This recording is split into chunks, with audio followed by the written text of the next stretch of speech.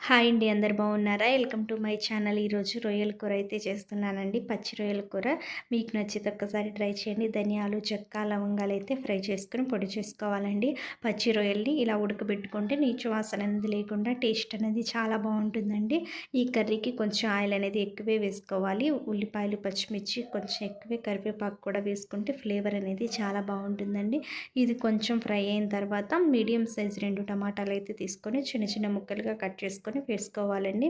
అందులోనే ఒక tea spoon దాకా ఉప్పు వేసుకుంటే తొందరగా మగ్గిపోతుందండి. టమోటాలు అనేది మగ్గి ఆయిల్ అనేది సపరేట్ అయిన తర్వాత పచ్చి రొయ్యలు అనేది ఉడకబెట్టిన పచ్చి రొయ్యలు అయితే యాడ్ చేయాలండి. ఇలా పచ్చి రొయ్యలు అంతా వేసిన తర్వాత ఒక్కసారి బాగా కలుపుకోండి. ఆ ఫ్లేవర్స్ అంతా ఆయిల్ అంతా పచ్చి రొయ్యలకి పట్టేటట్లు ఒకసారి 1 నిమిషం పాటు బాగా కలుపుకొని మూత పెట్టి ఒక 5 నిమిషాలు అయితే మగ్గించుకోవాలండి. ఆయిల్లో ఎక్కువసేపు మగ్గితేనే టేస్ట్ అనేది చాలా బాగుంటుందండి. మీ టేస్ట్‌కి తగ్గట్టుగా కారం అయితే యాడ్ చేసుకోండి. కారం కూడా కొంచెం ఎక్కువ వేసుకుంటే టేస్ట్ బాగుంటుంది. కారంలో అంత పచ్చి వాసన పోయేంత వరకు 1 నిమిషం బాగా కలుపుకొని గ్రేవీ కోసం ఒక గ్లాస్ అయితే వాటర్ అయితే వేసుకోండి. మీరు మీ గ్రేవీకి తగ్గట్టుగా వాటర్ని అయితే అడ్జస్ట్ చేసుకోవచ్చు. ఇలా ఉడికిన తర్వాత ఒక చిన్న ముక్క అల్లం, ఎల్లుల్లిపాయలు, కొబ్బరిని అయితే దంచి వేసుకోండి. దంచుకొని వేసుకుంటేనే చాలా బాగుంటుంది.